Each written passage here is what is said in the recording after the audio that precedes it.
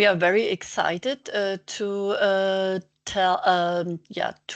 welcome every one of you and also to show our discussions and work activities have been done in the last month and year. So I will just start with the first housekeeping rules. Maybe Anita, you can share, go to the next rule. This meeting will be recorded, and you have already agreed when entering the room to this recording. Please turn off your camera during the presentation. You are welcome to turn them back on in the Q&A questions or Q&A session later on. But please mute yourself so that no other one is listening to your background. And also, please use already the Q&A functions during the presentations of the meeting or the speakers. We will collect them and have later also a Q&A session. So then I would like to give all of you a short intro in this plastic credit core working group activities of the last years almost. We have within the Prevent of all the over 600 members now, about 140 signed in on the topic of plastic credits. But active at this core group, we have from time to time different members who worked on the roadmap towards harmonization of plastic credit schemes. We started this in 2023, early 2023, coming together, and we're developing an harmonized position to demonstrate the potential of plastic credits as a flexible and credible voluntary finance mechanism. But in this group, there were so many active participants also looking for how these developments can be contribute and linked to the UN Plastic Treaty. They met in several occasions at Prevent meetings together, but also workshops. And in last year, we developed, or the group developed, the minimum requirements documents, which you probably all know. And that's why you are probably also here to see what happened afterwards. And this document was presented in several meetings, in several international events. But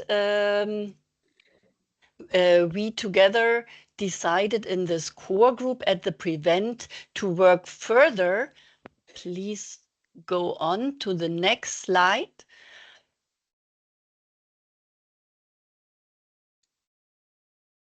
Anita, can you? Exactly. So the topic the group decided to go on is working towards high integrity plastic credit. And as you know, there are several concerns on the scheme of plastic credit in the room.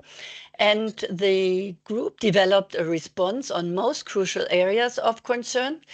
And they also plan to involve the ecosystem, such as a financial institution, NGOs, but also corporates, to understand their specific view and their priorities towards plastic credits.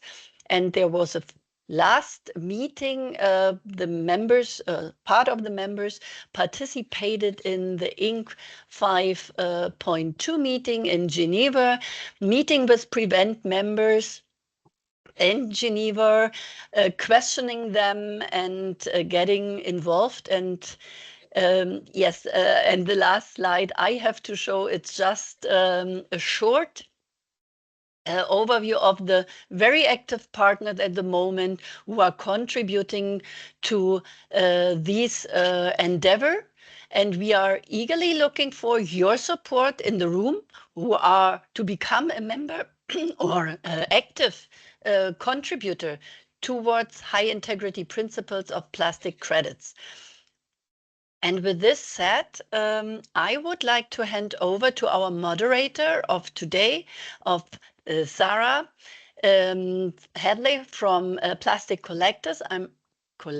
I'm very glad that you take over now and introduce the speakers and the agenda and the goal of this meeting today. Thank you so much for all of you joining.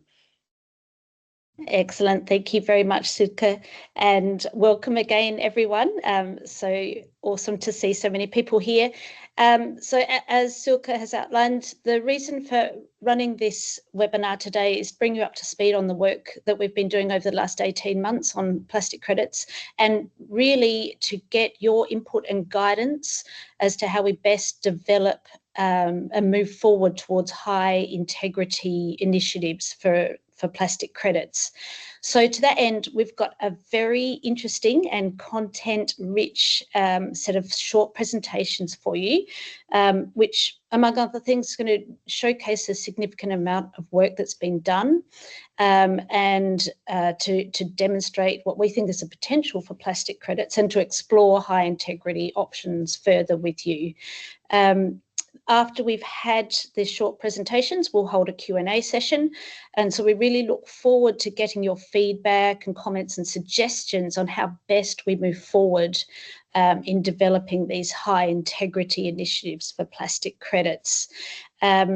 So in the meantime, obviously, please put your questions in the chat and we can pick those up in that Q&A session. So let me introduce our awesome speakers. First up, we have Stephanie Baetian, who is the Managing Director of PCX Solutions. As most of you probably know, PCX Solutions is a non-profit founded in 2019. It's based in the Philippines. The PCX Solutions published its Plastic Pollution Reduction Standard in 2020. And this standard is one of the leading environmental standards for accrediting plastic waste cleanup, avoidance and processing for projects. There are over 40 projects across 8 countries registered under the standard and over 160,000 credits issued. So Stephanie is going to give us a brief update on the development of the plastic credit market in the context of the recent plastic treaty negotiations. Then after Stephanie, we will hear from Ollie Cade, who is the UK Country Manager and CTO at 7 Clean Seas. 7 Clean Seas is a social enterprise founded in Singapore in 2018 with a mission to recover 100 million kilograms of plastic from oceans. 7 Clean Seas also operates waste management projects focusing on Indonesia and Thailand and certifies them to generate plastic credits under the VERA Plastic Waste Reduction Standard and the ZPO Ocean Bound Plastic Standard. So Ollie has 2 separate presentations. He's first going to analyse the concerns that have been raised in the various publications over the last 18 months with respect to plastic credits. And then in his second slot, he's going to take us through the work that the working group has been doing in response to each of these concerns and identify the opportunities we see to make improvements. And then also we have Maria Accioli, who is a circular economy specialist at BV Rio. BV Rio is also a non-profit organisation founded in Brazil, so we're covering many continents today. In 2011, BV Rio operates the Circular Credits Standard, which certifies performance-based payments or circular credits to reward the activities of waste collection, sorting and responsible end destination of waste. BV Rio also operates the Circular Action Hub, which is a directory of local projects in waste recovery areas across multiple, and there are over 120 waste recovery projects enrolled in the hub. And Maria is going to talk about the Prevent Plastic Credits Working Group guidelines on minimum requirements for plastic waste recovery and crediting standards that was published in March 2024, as Silke mentioned. So introductions now done. Let's dive straight in. Over to you, Stephanie. Yeah, thank you so much, Sarah, for the great introduction, and Silke, of course, as well. So yeah, I followed the last 4 rounds of negotiations, as PCX Solution is an official observer organization to the global treaty process, and our founder is actually also a part of the Philippine delegation. So we have both the observer view and some insights from a country perspective as well. So today I will not touch on the negotiation in itself, because I think all of you are quite familiar with it, with the outcome as well. But of course, I want to share that I am quite disappointed about the outcome as well, that we still don't have a final treaty text, and I'm sure many of you feel the same. There are negotiators that are saying it's already a very fast process in comparison to the Paris Climate Agreement, but of course it feels way too slow if you consider the amount of plastic that still goes into our oceans and rivers every day. I think for us as a core group, it just means that our work is even more important now with the lack of a global treaty. I think all our organizations are really doubling down and trying to address the problem already. I will talk about how plastic credits play a role in the global treaty process and what are some of the trends that we are seeing. To be really frank, I think within the treaty negotiations, plastic credits did not really play a central role so far. The current goal is really to agree on an overall treaty text. We can stick on that slide. Yeah, thank you. So the main goal is really to agree on an overall treaty text and scope, which is difficult enough. But discussions around financing and how to finance the goals around the treaty, they took stage at many side events in all the past INCs already. Also, there was an ad hoc intersessional expert group on financing that had developed an analysis of potential sources of implementation.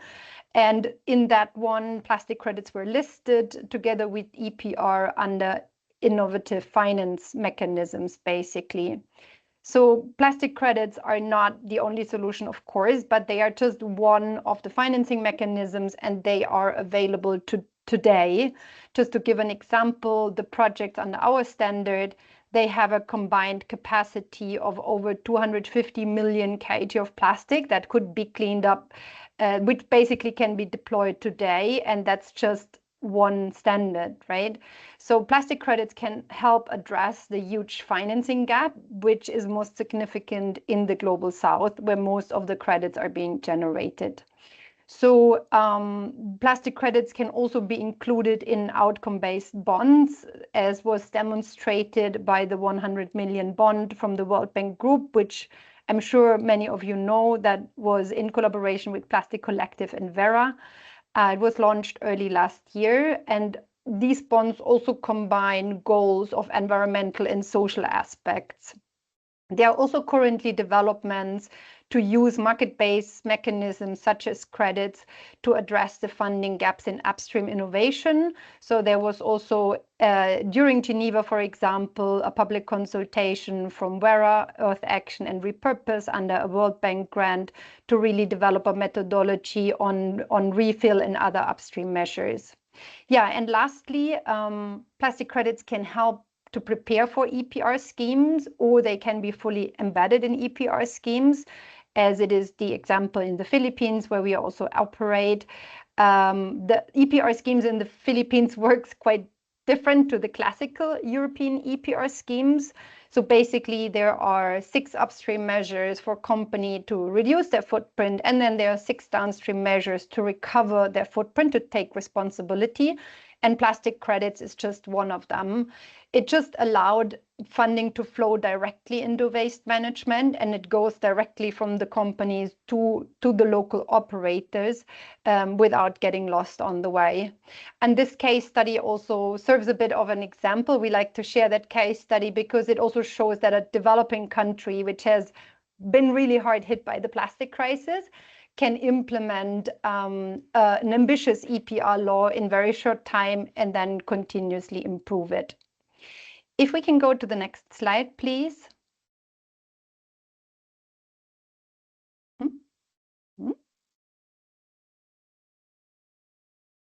Anita, can you? Perfect. Thank you. So that's just a quick one, that plastic credits can basically change the unit economics of plastic. So if you make companies take responsibility for their plastic footprint, for example, in the form of plastic credits, you basically add the cost of the credit to the virgin plastic price, and thereby you reduce the price gap to recycled content or alternative materials. Because there's a lot of people say that recycled plastic is too expensive, but the reality is that virgin plastic is simply too cheap because the externalities are not being priced in. So it's really that plastic credits can have an immediate impact, obviously, but they can also change the long-term unit economics of plastic. And they are based on the polluter pays principles, such as EPR as well. Yeah, if we go to the next and my last slide, just to summarize.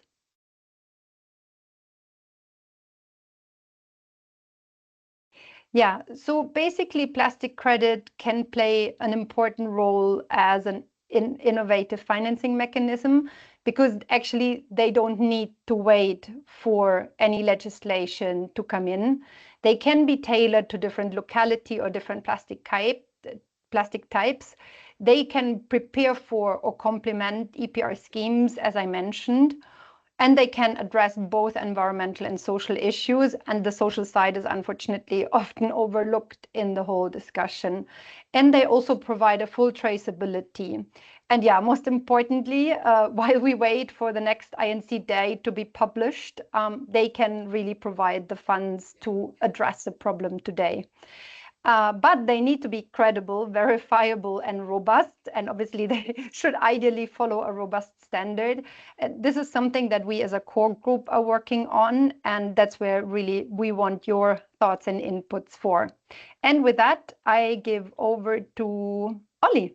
Thank you. Thank you, Stephanie. Yes. So, Anita, if you want to flick to the next slide. Essentially, we wanted to cover a lot of the developments within the plastic credit market and recent concerns which have been highlighted. The reason being is I think it's really important, if we want kind of plastic credits to be a globally adopted solution, then we really need to understand the concerns and build credibility, traceability, and integrity within the market. And that's really towards this initiative of building high integrity. So strong foundations is really to understand the concerns.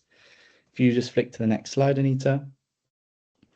Really, while it changes, there's a couple of recent publications that have popped up in the end of last year, beginning of this year. Namely, the three most prominent are publication including a landscape assessment from the World Bank, Eunomia, which is obviously a research and think tank institution, which covered a scope analysis of risk of uncertainties of the plastic credit market. And then finally, a publication which came out of the University of Berkeley, which was looking at the effectiveness of plastic governance and in the context of plastic credits. Next slide, please, Anita. But essentially, these three publications outlined 12 different or back a slide.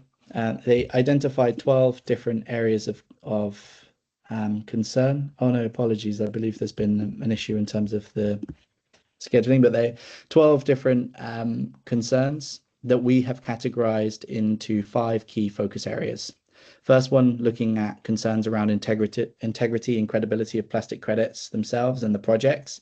Second, being the limitations around the use of the plastic credits on a global scale. Third is the social, environmental, and ethical concerns. Fourth, market viability and demand. And then fifth, policy and regulatory compatibility of EPR integrations and plastic credits as well. So one thing that I wanted to cover is that although there are a number of concerns, there are actually a number of different opportunities that have been identified through this initiative. The first one identified by the World Bank was that it unlocks potential scalable funding for plastic pollution solutions. So the World Economic Forum has estimated that the funding gap between now and 2050 for global plastic waste management sits around about $15 trillion US, and therefore we are all looking for solutions in terms of how to actually finance this funding gap. Therefore, plastic credits presents one of many solutions which can actually be implemented to address this gap. The second one is creating a market value for plastic pollution reduction, pollution avoidance, and circularity. Obviously, there's a number of externalities on the marketplace, particularly corresponding to environmental and social safeguards. Having a crediting mechanism on plastics helps address some of these market externalities.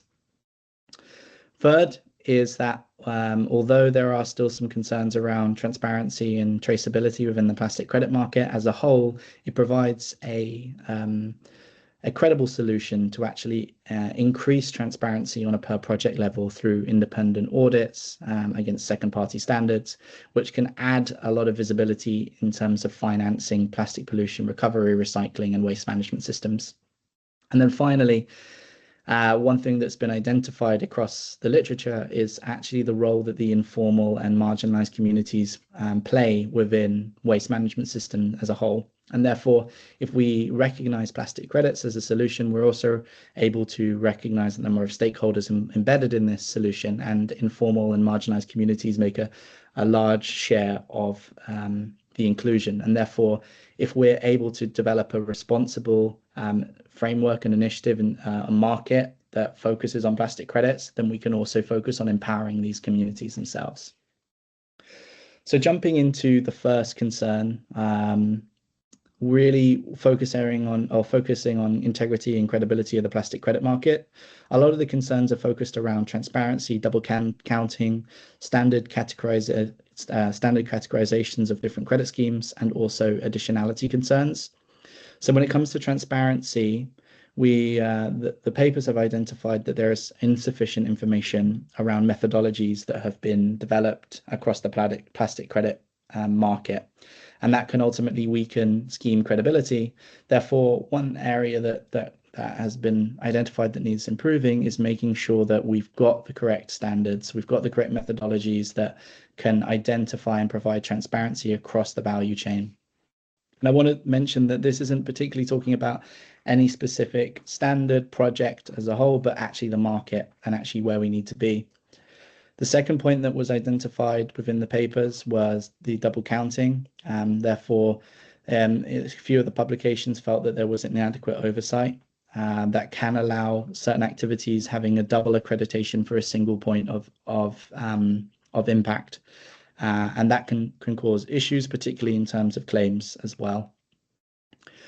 When it comes to standard categorization, I think, as the market has developed in its infancy, we've had a number of different methodologies and processes that have been developed in isolation, and therefore one thing that the industry as a whole is working towards is aligning of different methodologies and categorization of different types of credits.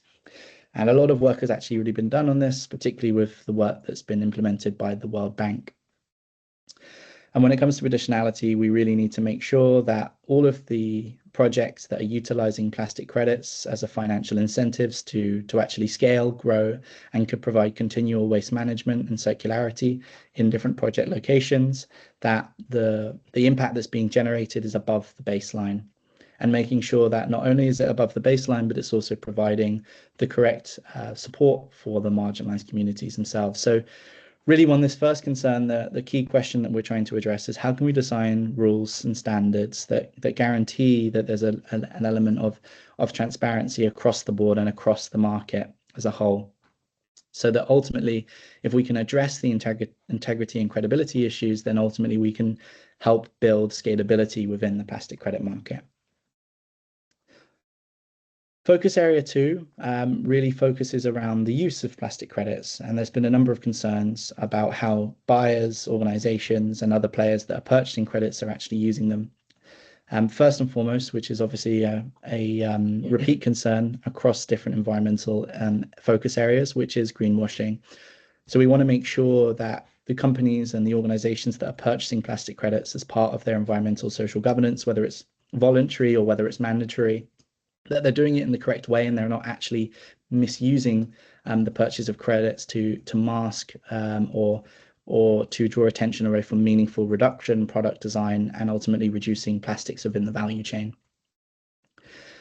There's also been concerns on the use of ton-to-ton equivalents. I think if you look at the greenhouse gas protocol, we have the global warming potential equivalents, which allows us to compare, a ton worth of methane to the equivalent emission of carbon dioxide into the atmosphere and the global warming potential.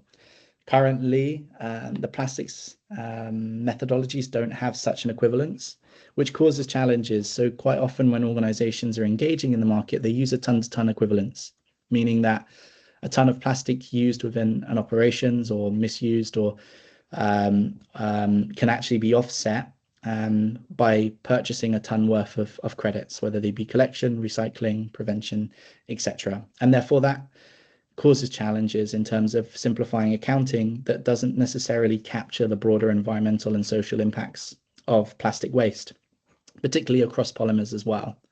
So how can we work to building a more, I suppose, endpoint focused methodology for how buyers engage with plastic credits? And then the final concern here is really that particularly the purchase of plastic credits can quite often undermine the upstream solutions for reduction. And this kind of comes hand in hand with a lot of the greenwashing concern, which is that plastic credits themselves in their current format have largely been focused on increasing recycling rates, reducing the amount of pollution that's actually or legacy pollution in the environment, as well as investing in waste management initiatives. However, there is also two ends of the spectrum, which is also we need to work with organizations to make sure that plastic is being reduced at source. And therefore, we need to make sure that focusing on plastic credits doesn't just specifically focus on downstream initiatives, but also incentivize upstream initiatives as well. So how can we prevent plastic credits from being misused?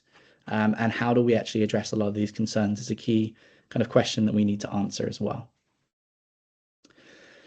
When it comes to the social, environmental, and ethical concerns, really, I think everyone within the industry recognizes that the current business as usual scenario with waste management globally does actually, I suppose, impact a lot of marginalized communities. And actually, there is a huge amount of informal waste management that happens globally that quite often goes unrecognized. Therefore, when we talk about how plastic credits are implemented, I think we also need to think about the underlying social challenges that are presented with global plastic pollution and actually build a crediting system that addresses the social issues and not just to the environmental concerns as well. And that's why these two concerns have been raised. Really, it's looking at what the social impact of a plastic credit market or global plastic credit market has on informal waste workers. Obviously, we don't want to perpetuate the informal market, but we also don't want to displace it because a lot of communities are dependent on this source of income for their livelihoods as well. So developing systems that can interact with informal waste workers and engage with them, I think, is incredibly important, and hence why it's been identified as a concern within the literature. But there are also concerns identified by use of end-of-life scenarios, namely co-processing facilities. However, it does bring up a larger concern, which is making sure that we've got the correct governance, transparency around how projects are disposing of unrecyclable waste as well, whether it's incineration, landfill, or co-processing. Understanding that we need to make sure that we have the best-in-class governance for waste management across project locations is really important.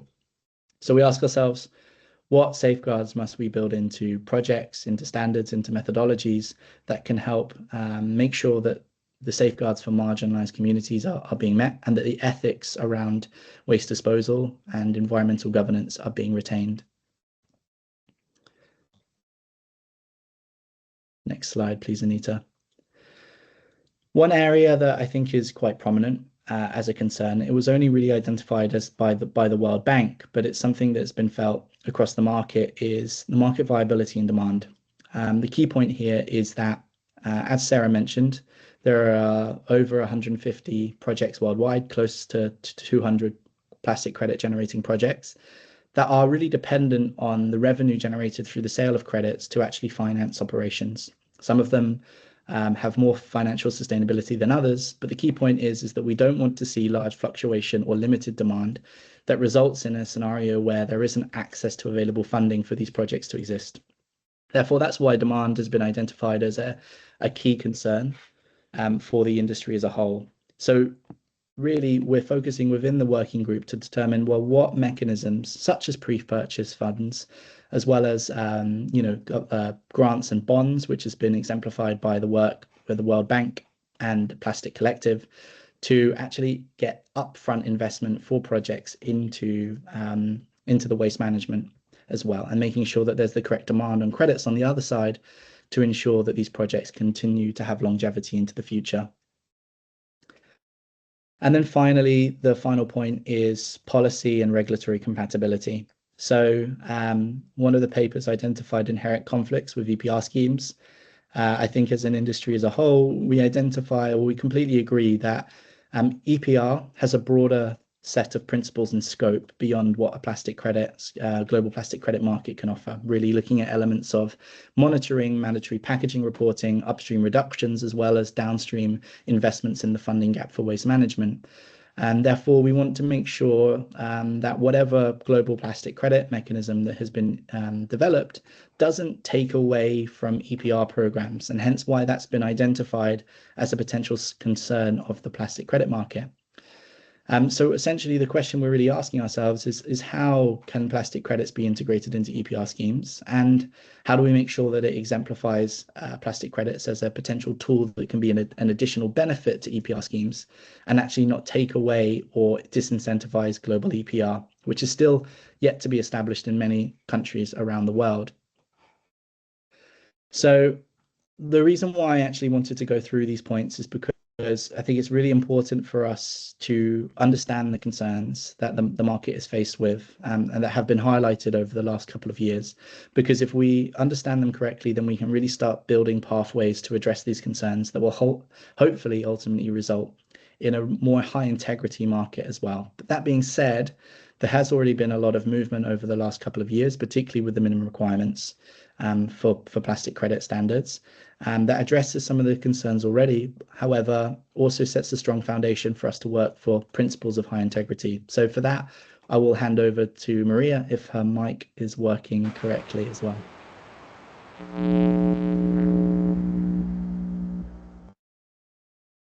There is a little bit of feedback. Potentially, if the mic's not working, Stephanie or Sarah, would you mind kind of going through the slides? Yeah, sure. Sarah, you want to take it or should I?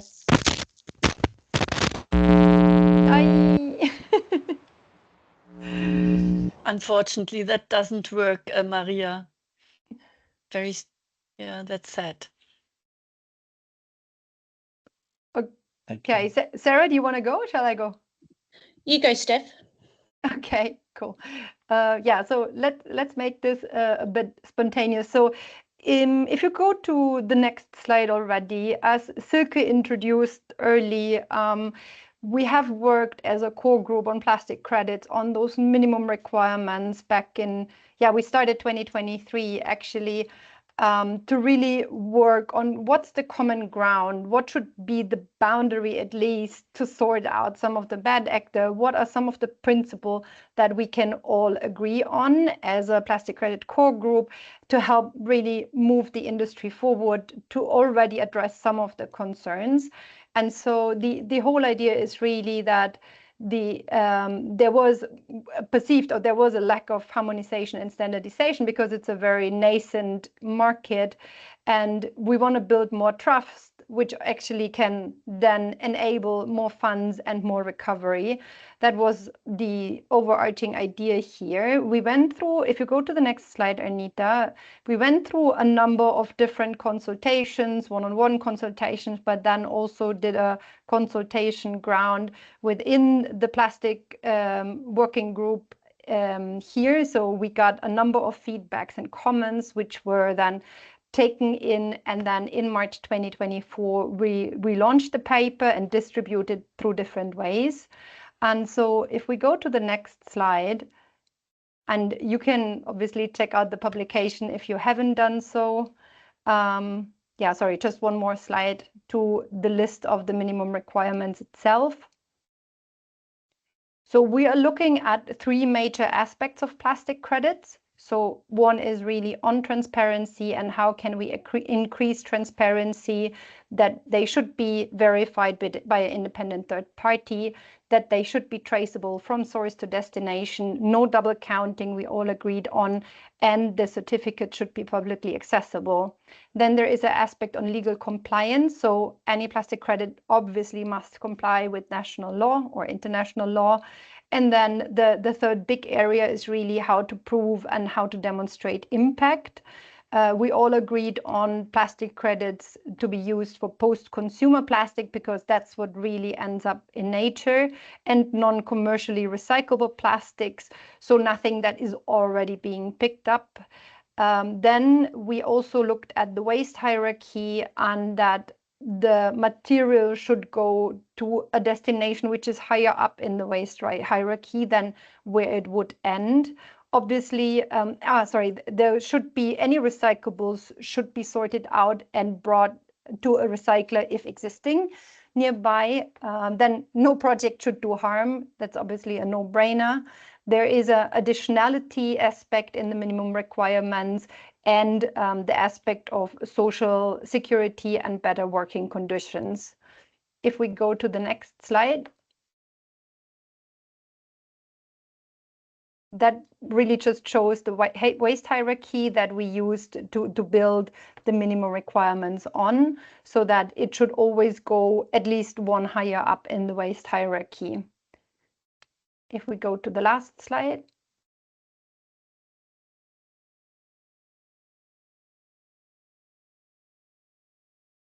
So for us, it's really to have a basis as a first step that we could all agree on, that we could all discuss and align on. This was also then used for many of us as standard setters or projects in this group to already improve our standards, to relook at them, to take in that feedback that we received in a continuous improvement process, basically. Now, as I mentioned, these are minimum requirements. What we are really looking for is now what are like the maximum requirements? What is high integrity? So how can we further address the concerns that we just saw? And I think the idea for today is also to understand what are the biggest concerns. How can we address them first as a working group? What can we work towards? And I hope I covered it, Maria. Please write in the chat if I missed anything that you wanted to say. And with that, I would give over back to Ollie. Thank you, Stephanie. So yeah, the key point is that we've gone through within the core working group all of the concerns, and we actually started generating initiatives to say, okay, well, kind of how do we feel about a lot of the concerns? What do we believe that's already being done to address them, and what pathways forward are there to actually address these further? And I think, you know, on behalf of the whole group, what we all agreed is that, yes, there's already a lot being done, but there's also a lot more that can be done. And that's why really kind of, as we've discussed, we are looking towards these pathways of high integrity. So what I wanted to do, if you jump to the next slide, Anita, is to go through some of those focus areas and just share some of the viewpoints and also the work that's been done. And the one thing that I wanted to do here is that we're sharing a lot of this because we really would like a lot of your input. So we will ask some questions in a discussion session at half an hour towards the end. And what we would really like from yourselves is an understanding of which concerns are top priority for us as an industry to address.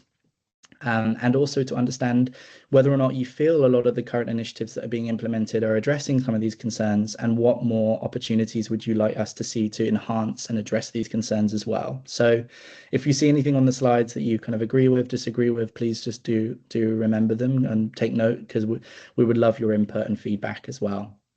Essentially, when it comes to integrity and credibility of the plastic credit market, I think one element that we really discussed is that we do agree that there are a lot of low value plastic interventions that kind of do rely on credit funding, and if we are to kind of build that demand, we need to focus a lot more on the integrity and credibility of the market as a whole. And I think, you know, we recognize that when you look at elements of the carbon markets, there's a lots of skepticism of kind of what happened before, and therefore we all agree that, you know, as an industry, we need to make sure that a lot of these concerns actually don't don't come to fruition. And that's really why a lot of the current initiatives that have been identified by the guidelines for minimum requirements for plastic credit standard setters really cover stuff such as the explicit prohibition of double counting, also seeing the promoting of positive lists for additionality requirements as well. So areas which the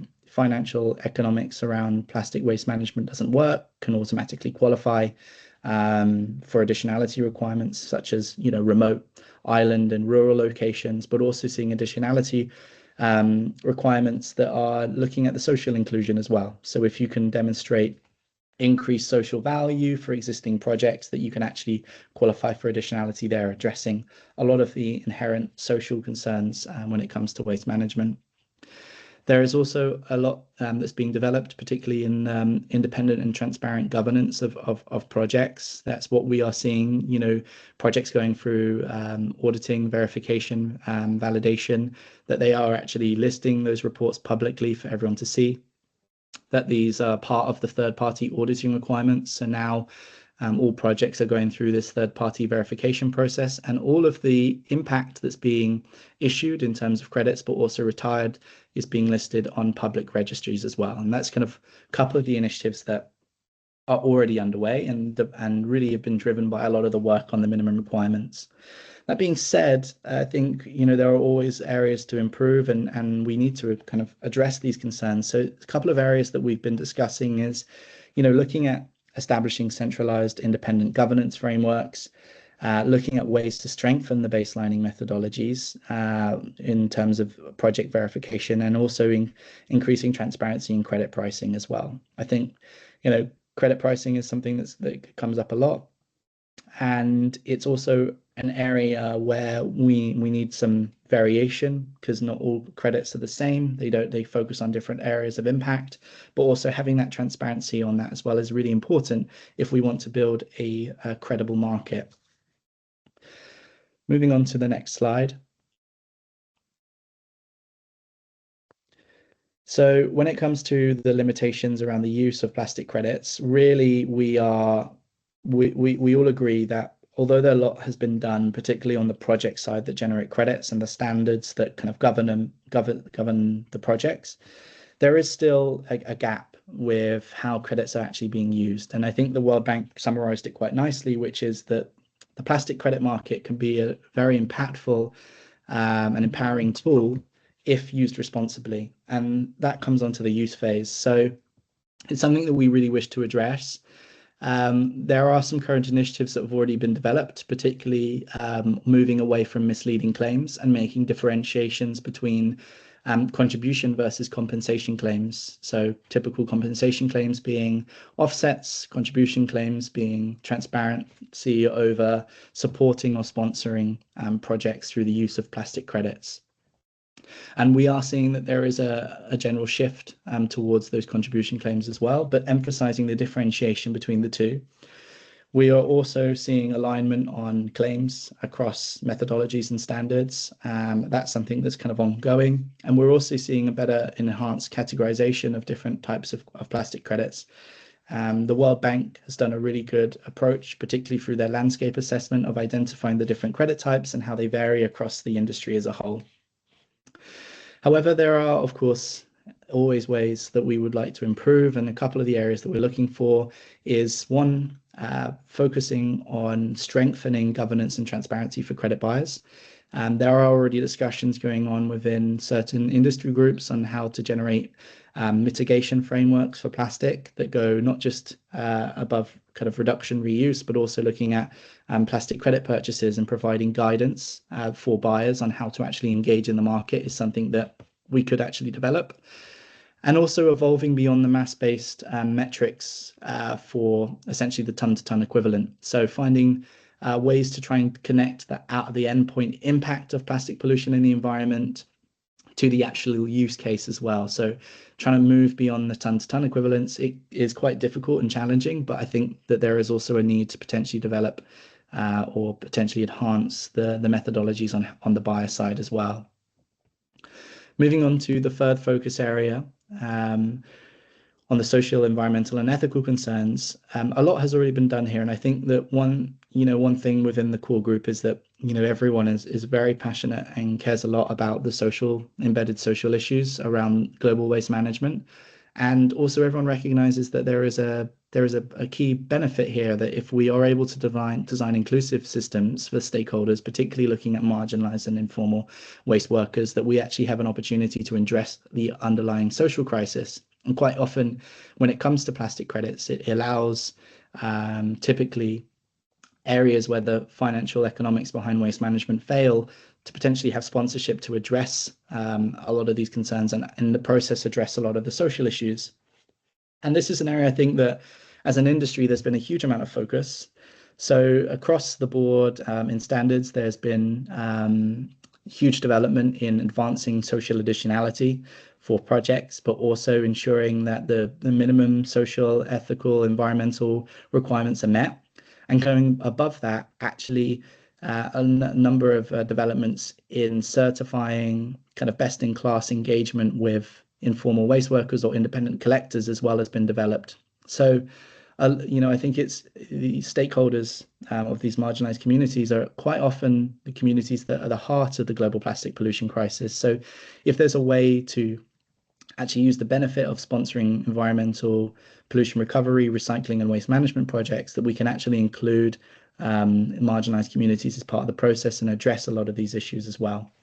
And that comes as well as establishing common principles and rights-based approaches as well for engaging with these stakeholders. Now, areas that we can potentially explore to improve this is really looking at enhancing the equity and inclusion, and that could be through benefit sharing mechanisms.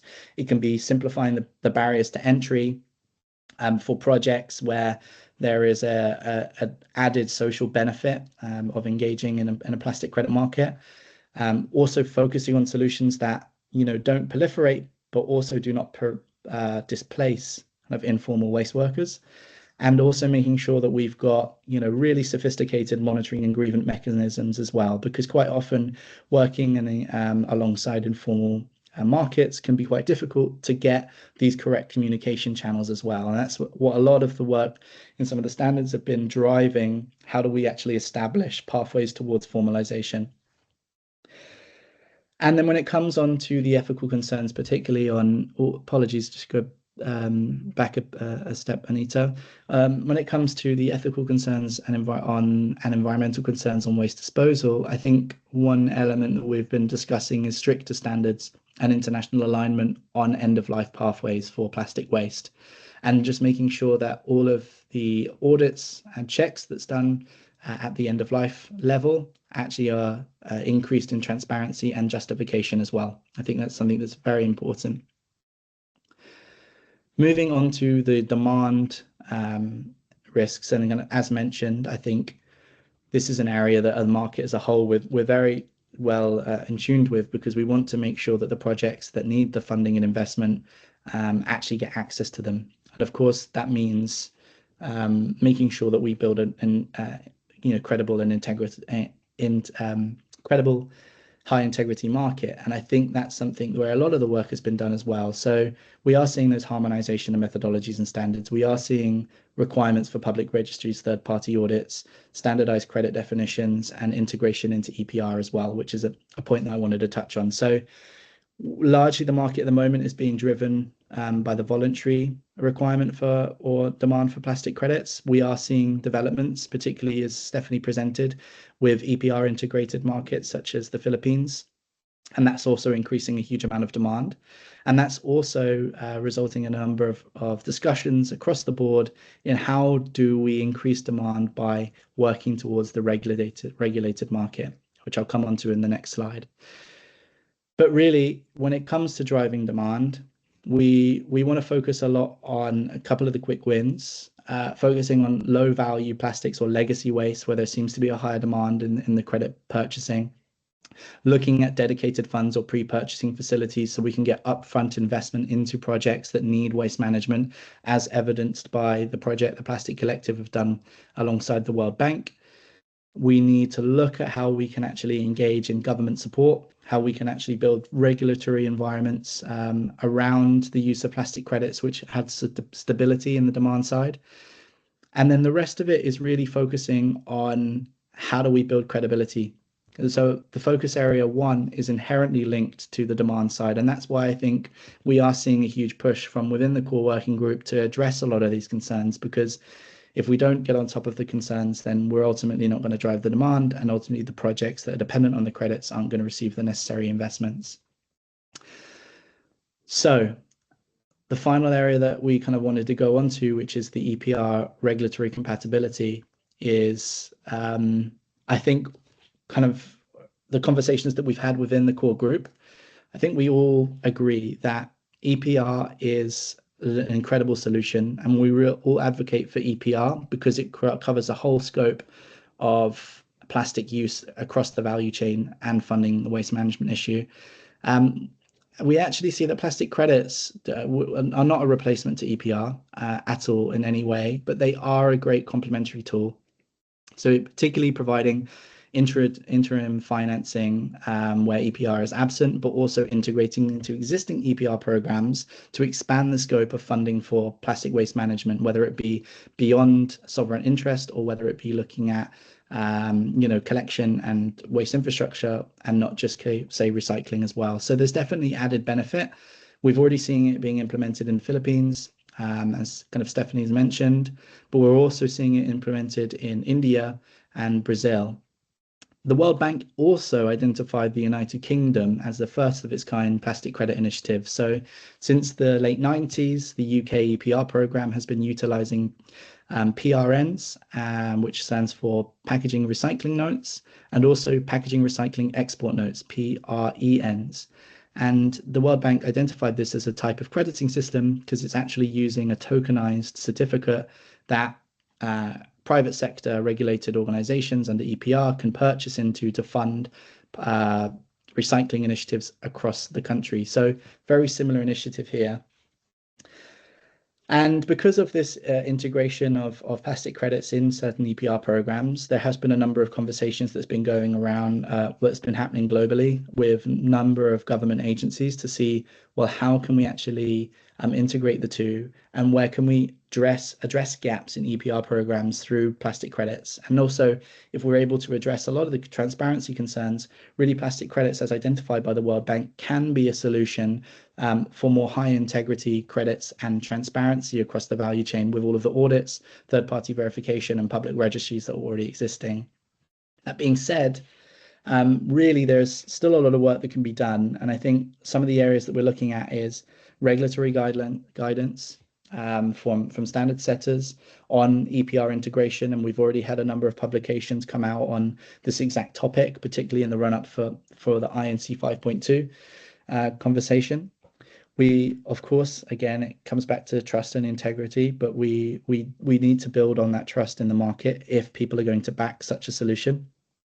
But also another area is the World Bank identified that if we look at the best-in-class standards on the industry right now, they are fit for purpose to be integrated into EPR programs. But that being said, a number of markets actually might want to tailor these policies and programs to regional contexts, similar as what we've seen for carbon within the EU. And therefore, actually, there's a role that we can play to support that adoption by tailoring the methodologies to meet the needs of the countries and the policies that are being implemented or currently already exist. And of course, it does come back to financial sustainability and fair pricing as well. We obviously don't want a situation where integration into a regulatory market causes a race to the bottom pricing.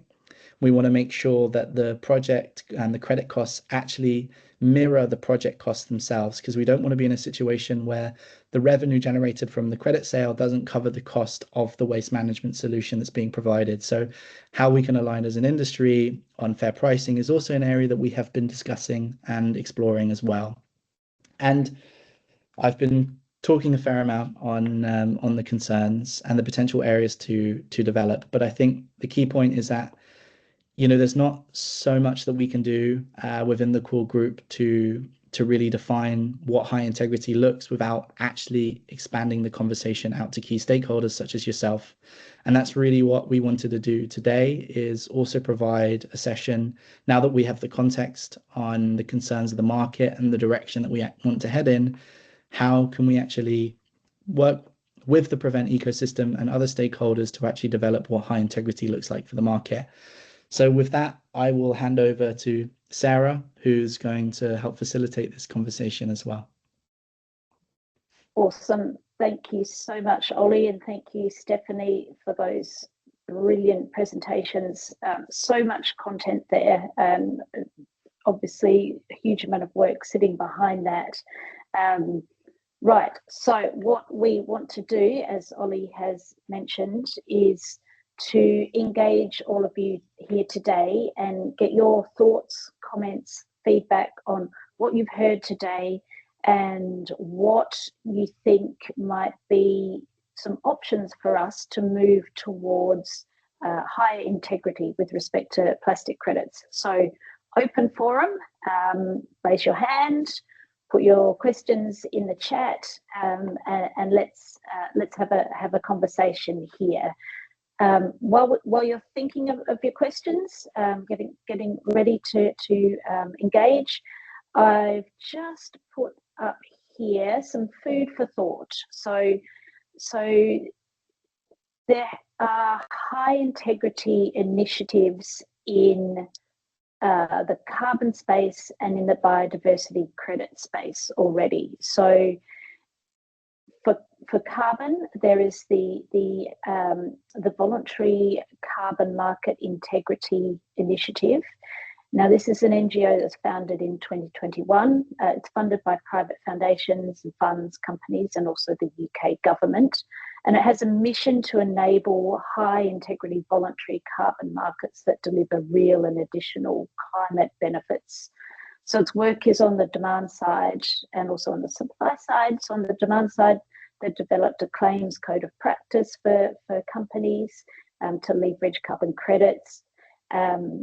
On the supply side, they've built an access strategies program that's to support governments in emerging economies to engage in high integrity carbon markets. And that support is in the form of technical advice, policy advice. So it's along those lines for those governments. And then on the biodiversity credit side, there's the International Advisory Panel on Biodiversity Credits, which is also an independent initiative. It was established in 2023 by the French and UK governments. And its mission is to facilitate the creation and growth of high integrity biodiversity credit markets and encourage policy and regulation that enables those high integrity markets. So they also have a series of working groups. There's over 120 people involved in those groups, working across 25 countries, drawn from various business finance areas, importantly involving the indigenous peoples and local community groups. And they've published a framework for high integrity biodiversity credits. They're also running 40 pilots to give an indication of the state of the market and development prospects. So that's just some food for thought there for you to get us going. Let's take a look. There's a couple of questions in the chat. So first one was from Raman, who has a project in Bangladesh and is asking how he might go about generating plastic credits for his project. So perhaps that might be one that you could take, Stephanie or Ollie. Yeah, sure. I can give it a go, and Ollie, then you can maybe chime in. Hi, Raman, and thanks for your question. So, well, the World Bank is obviously a big organization, not the full organization might be fully aware of that financing mechanism. So I can share in the chat also the description of the World Bank bond, just as one reference that you can Or do you want to speak directly? Do you want to say something, Raman?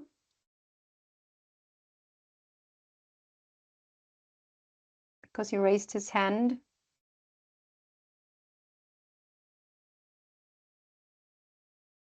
Hi, can you speak?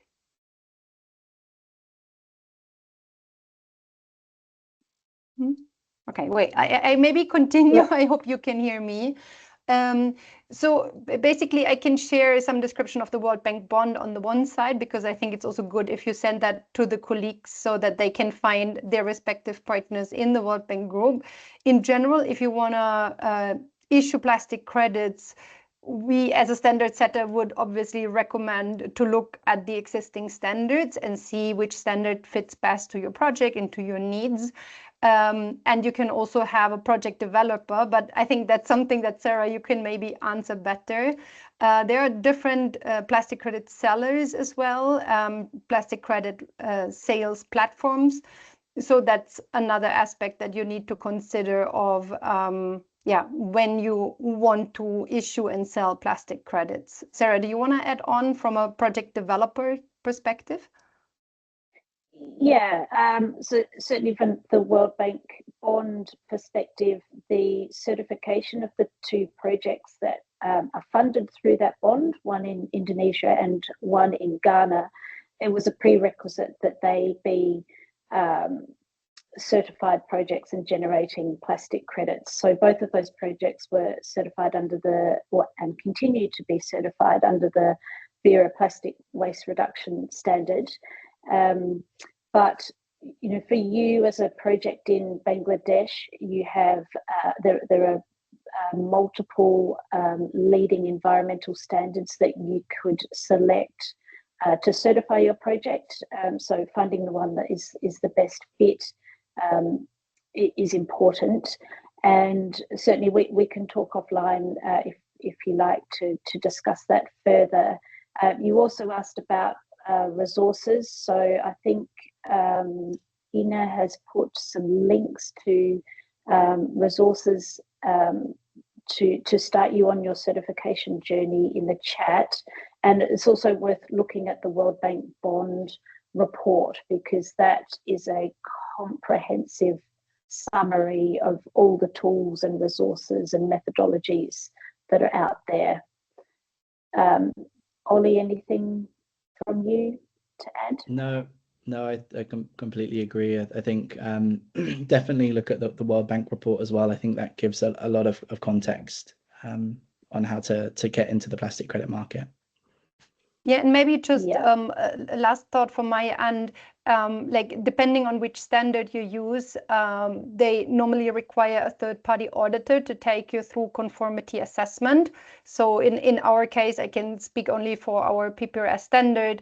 We have a list of approved validation and verification bodies, in short VVBs. So you can approach them locally and get a quotation, and they would take you through conformity assessment against our standard. And once you pass that, you can become a registered project under our standard. That's how it works. And similarly in Verra. So that's a process to ensure that the projects listed under a certain standard meet the requirements. We look at environmental social safeguards. We look at additionality on ownership of credits and transparency. So there's a number of criteria that an auditor would take you through in order for you to be able to issue credits in the next step. I hope that's helpful. Yeah, thank you very much, Stephanie. And okay, Raman, was there anything you wanted to add, or because there we go, I think you're unmuted now. I don't think we can hear you, Raman. Okay, let's move on then. So there a question from Sahara Recycling. Over to you.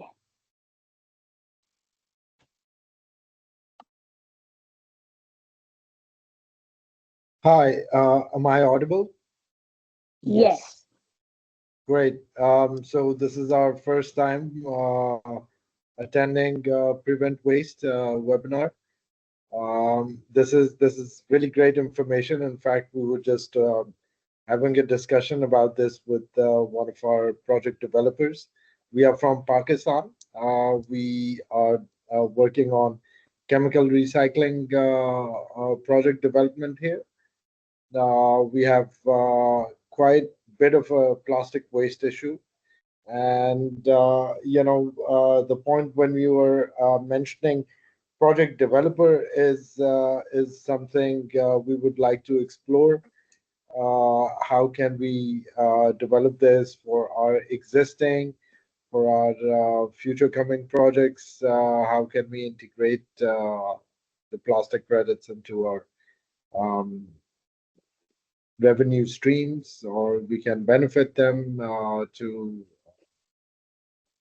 the plastic waste generators in the market? Bit of these things we would be very interested in. Thank you.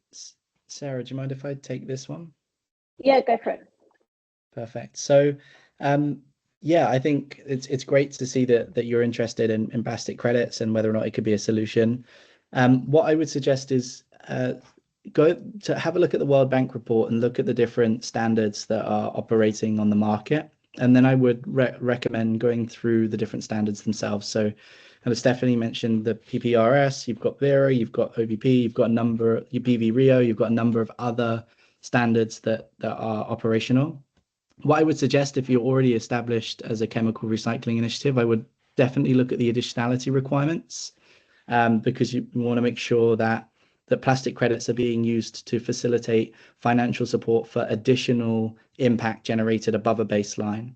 But do have a look at the different standards that are on the market and check to see actually whether or not you fulfill the criteria. You can also approach a number of the standards and have conversations with them to see whether or not the project works and it fits. Definitely, I would consider, particularly for future expansion, focusing in areas where you can get a higher impact, or the financials behind plastic waste management and recycling don't necessarily make economic sense without the use of plastic credits as well. But that would be my recommendation. Is there anything else that you want to add, Sarah, Stephanie, Maria? No. Great. Thank you very much. Thank you. Thanks, Ollie. Okay, the next question we have in the chat is from Bimal. And the question is, in the absence of sanitary landfill, will sending the low-value plastics to technologies like plastic roads, plastic mixed brick be considered as a better alternative? And can plastic credits be claimed in that case? And then follow up, what is the issue with co-processing and incineration? Stephanie, what would you like to? Yeah, I can. Ollie, you had your hand up. Do you want to take it? Sorry, I thought I saw your hand. I'm happy to, but otherwise, Stephanie, if you want to lead, and then I can just add on top. No, you go first, and then I can add on. Okay. I think, yes, if we look at other solutions for low value plastics that can be repurposed and put back into the product economy or circular economy, definitely. However, I would just make sure that you have the correct requirements in order to do so. So if you are facilitating these end-of-life solutions yourself or working with a partner, you need to make sure that that solution has the correct environmental licenses, it has the correct MOUs and agreements with local governments and government agencies, and also to make sure that there's a clear data and transparency paper trail. So, for example, you need to guarantee that the material that you're recycling low-value plastics into is making its way back into the circular economy, and that the receipts are provided as well. So there needs to be a complete auditable trail of that waste that's put back into the economy as well. Yeah, and maybe just I'm just adding on because this is a topic that we discussed a lot in the core group on which destination should be allowed or not, and the standards are slightly different here. I mean, what we said as a core group is that the material has to move up in the waste hierarchy to where it would end. But for example, in our PPRS standard, we don't allow any landfill because in the countries that we operate, there is nearly no such thing like a sanitary landfill. So that's already excluded from our standard. So it really depends on the standard itself. And also then the alternatives that you are mentioning, like plastic roads or bricks, that really depends on the technology itself. And if all environmental safeguards could be met, that then is a case-by-case technology evaluation on our side as a standard setter. And in terms of co-processing, that is still allowed opportunity in many countries where it is allowed. Obviously, it needs to be under local laws approved and must meet certain emission standards.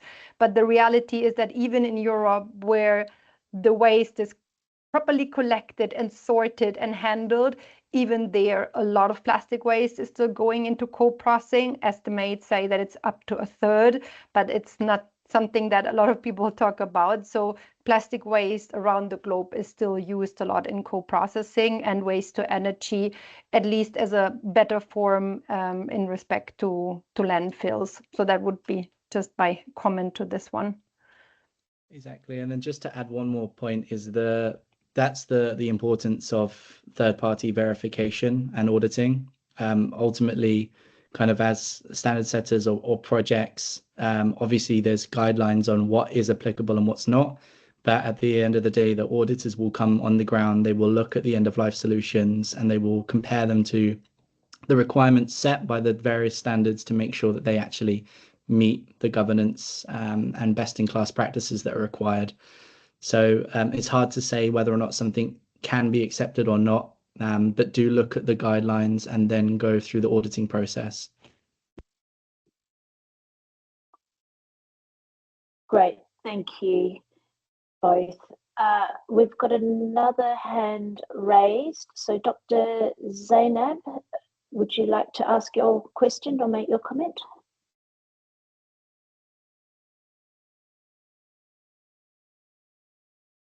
Hello.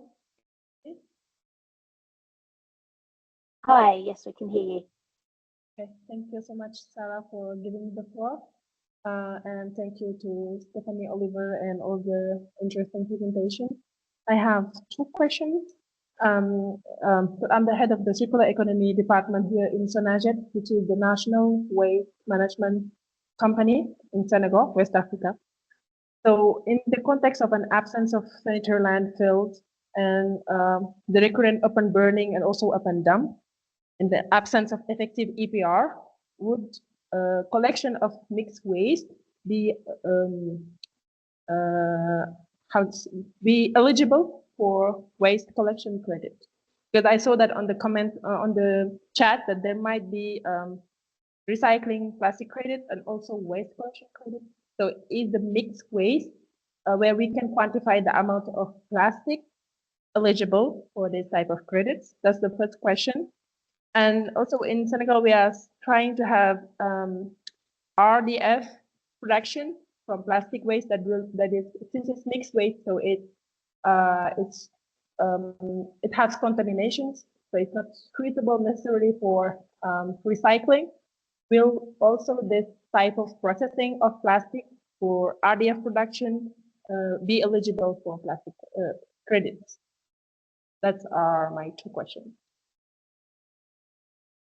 Great, thank you very much, Dr. Zainab.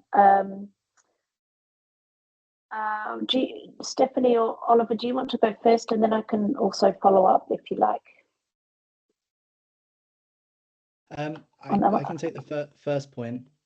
So with multiple material waste streams and collection, I think it's important when you're looking at a plastic credit that it is auditable in terms of the types of material that are being collected. So I'll give an example. Some of our projects collect organic waste as well. However, the organic waste under the certifications that we operate in is not certifiable for a plastic credit. Hence, we need to make sure that there's a correct data documentation and input to guarantee traceability and transparency on what is plastic and what is not plastic, and what is eligible for a plastic credit and what is not. So again, I think it comes down to the methodology, it comes down to the data governance, and it comes down to the auditor's discretionary opinion on the data credibility and accuracy as well. And yeah, I'll hand over to Stephanie. Yeah, maybe just a short note. There is collection credit and recycling credit under the Verra standard. In our standard, for example, we don't distinguish. A credit is always, in our case, end-to-end. That means it needs to be collected, transported, and brought to end of waste. So there are also different types of plastic credits. So again, you could look into the two standards to compare, and then also see which material is eligible under which conditions. So for example, for mixed waste as well, it depends the standard. Thank you. And I can just briefly comment on how the Verra standard would work. So to be eligible for the collection credit, you would need to be demonstrating and quantifying one of the 7 plastic types has been collected from the environment and has gone on to an appropriate end of life, whether that's recycling or official landfill. So that would all have to be independently audited. So that's generally the process that you would need to follow to generate a collection credit. Your question about the RDF as a processing, again from a Verra perspective, to qualify for a waste recycling credit, you have to demonstrate that the output of your recycling process is of a sufficient quality to replace virgin plastic, an equivalent virgin plastic product. So that's one of the tests that is applied when it comes to that recycling credit. So again, worth having a look at all the standards to see which one is the best fit for your project. Okay, now I'm wondering, we've got a series of online questions or polls. Should we dive into that now? Yeah, I thought so too. The last 10 or so minutes, and we're really keen to get some feedback from the group on some specific questions. So if everybody could take out their phones or scan on their laptops this QR code, and then we can get started with the questions. Anita, is it anything else we need to do other than just scan the QR code to get going? No, all good. I've also shared the link to the survey as well, if the QR code is not possible. Great. Okay, so I'm going to do it myself as well, so that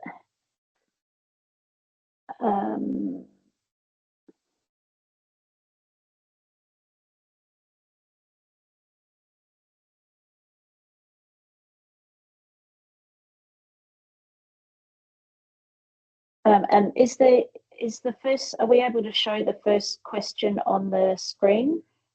Yes. As well, have we got a? Thank you.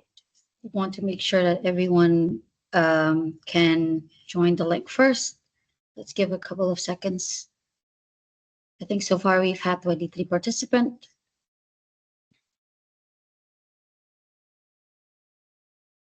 Feel free to join.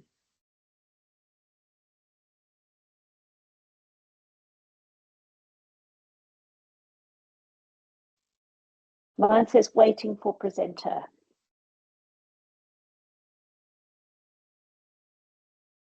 Perfect. All right, here we go. All right, so first question. And how many have we got now logged in? We've had around 29 participants. Okay, great. All right, single largest concern about plastic credits?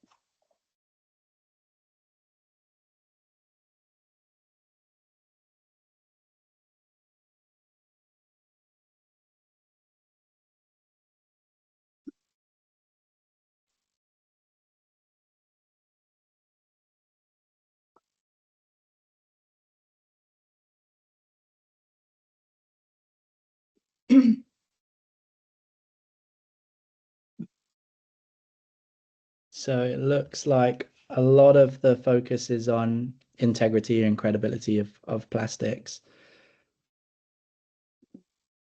Yep, followed by market viability and demand.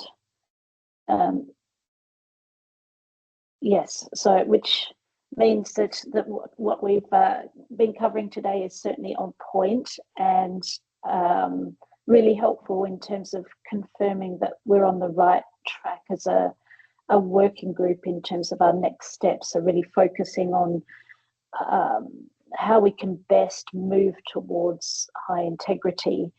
And I think the fact that the first one is this integrity concern, and second is market viability, is also reflecting that these two are quite closely linked as well. So in order to build a viable market and sustainable demand, you need to have that integrity to support the market. So that is a very helpful result.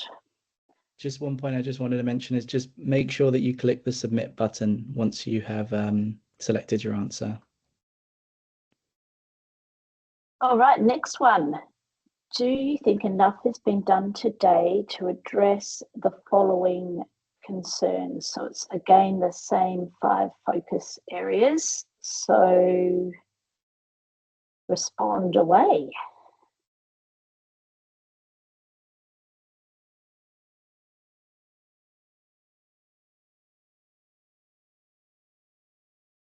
For this question in particular, it is a breakdown of each of the focus areas. And as you can see there, there's a slider. So for each focus areas, what do you think if whether, based on the discussion that we had and also based on the industry, how the industry is going, whether, we are also addressing the concerns properly or whether there's still a lot that needs to be done. So yeah, please, if you can, please don't skip each of the different focus areas. It will be very helpful if you can answer every point. Thank you.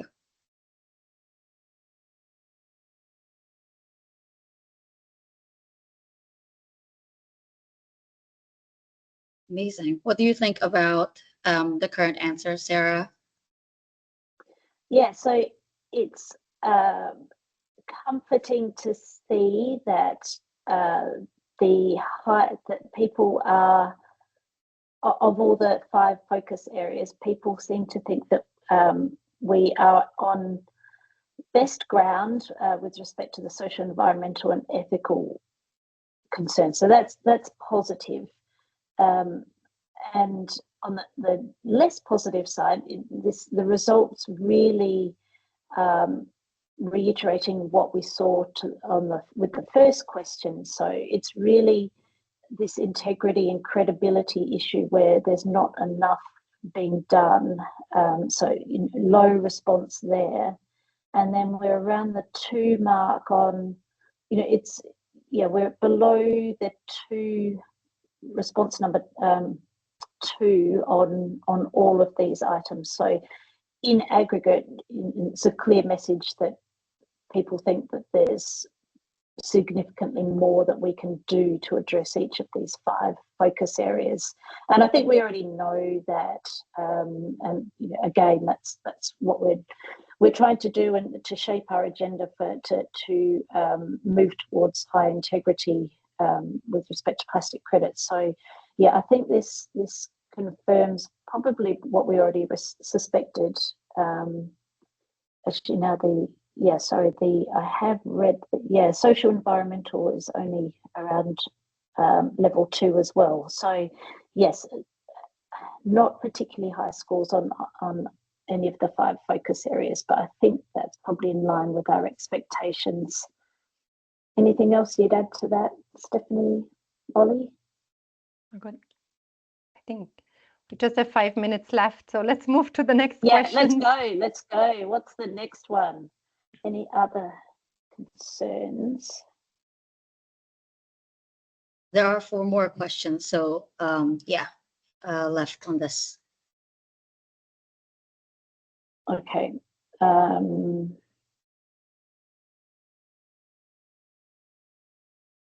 Arnita, is there a way that we can leave the Mentimeter open afterwards? So if people want to go back and put in, because that's like they have to put in some thoughts, could they do that later as well and we capture it? Yeah, I think, let's see, but I think it should be possible, yes. Yeah, that would be great, because I think people might need a little more time to to think about other concerns. Okay, so the next one, still waiting.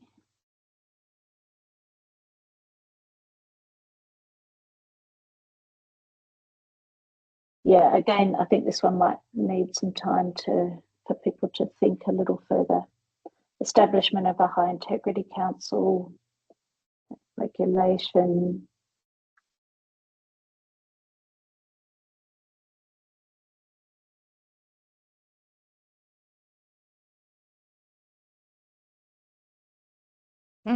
That's an interesting one. Just as we go, I can comment, only use plastic credits within the country where they were generated.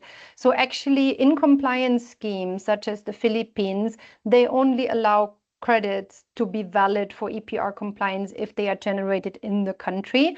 And I think that makes total sense because it is a national legislation.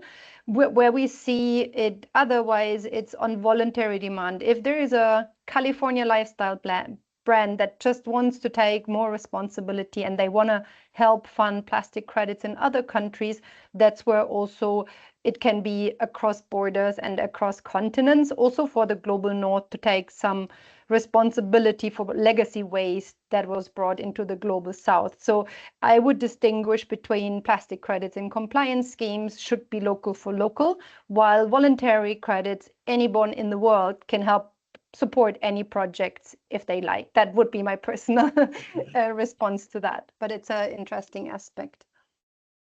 Yeah, there's lots of really good comments here. And just picking up on a couple of them, so step-by-step guide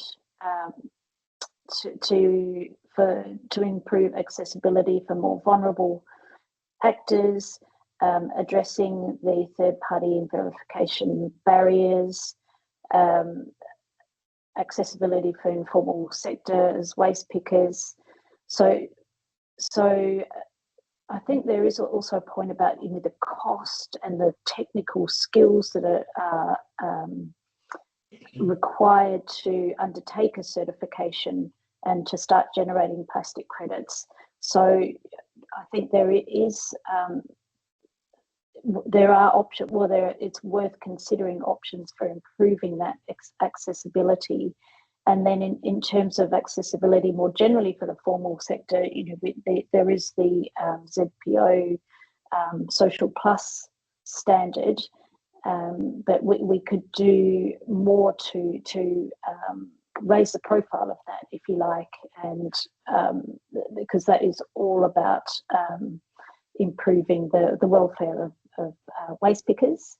And there's also a lot of work that's been done on the living wage as well. So that's a concept that could be explored further. So that's all great food for thought. Now on the last, is this the last question, Anita? There's actually one more, but we can just keep. All right, let's whiz through it.